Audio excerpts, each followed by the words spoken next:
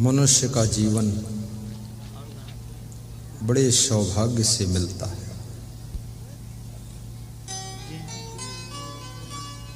परंतु जीवन जीने का ढंग यदि नहीं आया तो बहुत बड़ा दुर्भाग्य उदय हो जाता है। देवता भी इंतजार करते हैं कब मनुष्य का शरीर हमको प्राप्त हो,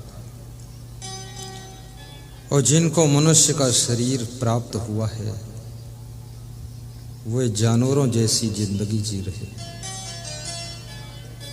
आत्महत्या कर रहे हैं, छल कपट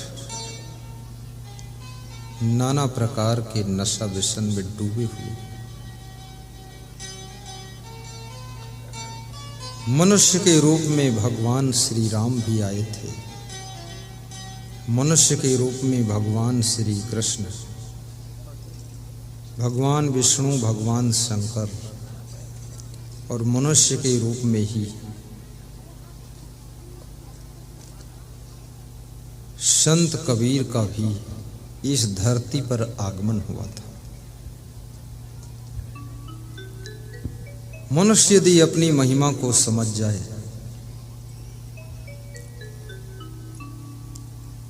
इस धरती को धन्य कर सकता है। अनंत शक्तियां तुम्हारे अंदर छिपी हुई हैं। देखने की शक्ति जन्म से ही प्राप्त हो जाती है, लेकिन क्या देखना चाहिए ये ज्ञान जिंदगी भर प्राप्त नहीं होता। तुम वह देखते हो जो देखने योग्य नहीं है, तुम उन चीजों can देखते हो जिनको देखने से तुम खुद ही देखने के योग्य नहीं रह जाते, फिर तुमको कोई देखना नहीं चाहता। कौन सिखाएगा कि क्या देखना चाहिए?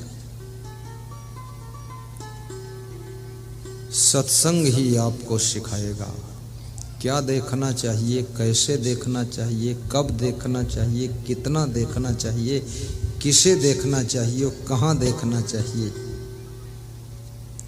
और देखने की कला जिसको आ गई, देखने का ढंग आ गया, वो स्वयं ही दर्शन के योग्य बन जाते हैं, उनका लोग दर्शन करते हैं।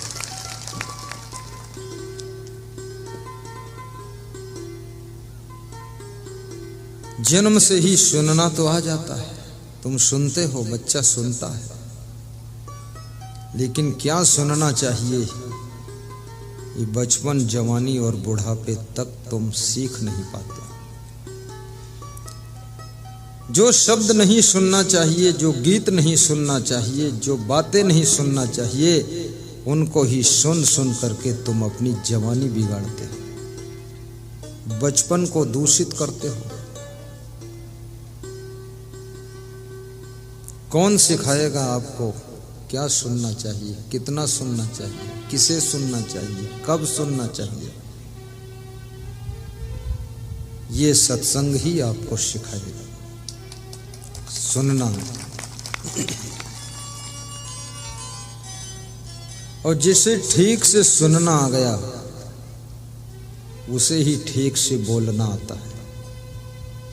जो एक अच्छा श्रोता बन सकता है वही एक दिन अच्छा वक्ता बन सकता है।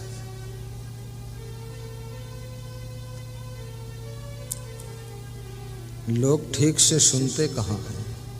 जो सुनना चाहिए वो सुनते नहीं हैं, जो नहीं सुनना चाहिए कान में ईयरफोन लगाकर सुनते रहते कि जितना कचड़ा है बाहर बिल्कुल जाने ना पाए, कचड़ा सब अंदर घुस जाए। गंदे गीतों को सुन सुन करके अपने चरित्र को तुम गंदा कर रहे हो, मन को मलिन बना रहे हो। ये सैया बलमों के गीत, सजनी सजना के गीत, कोई हमें पागल कहता है, कोई दीवाना कहता है, कोई हमें दुष्ट कहता है, कोई कहता है कि नहीं कहता है, तुम हो क्या ये तो समझो।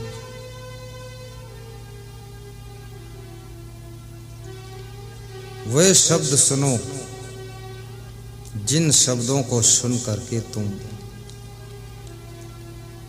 शांति, उन्नति और संपत्ति को प्राप्त करते हो। शब्द की शक्ति को भी समझो। कबीर साहब कहते हैं,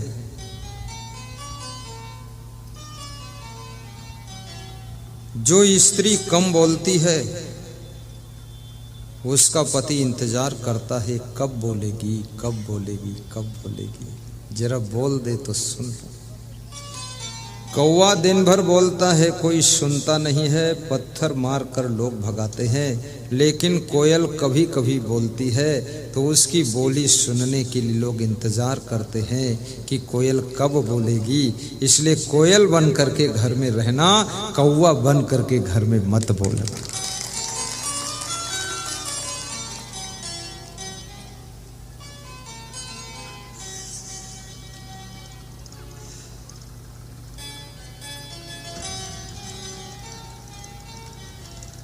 कम बोलना, तौल कर बोलना, संभल कर बोलना,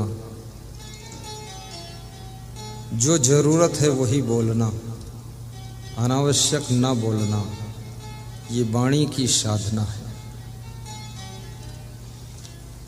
चुप रहने का भी आनंद लीजिए। ये मत सोचना कि बोलने से ही सफलता मिलती है।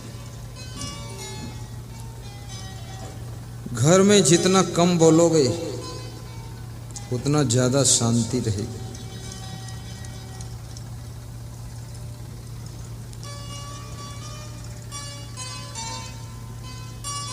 समय का परीक्षण कीजिए।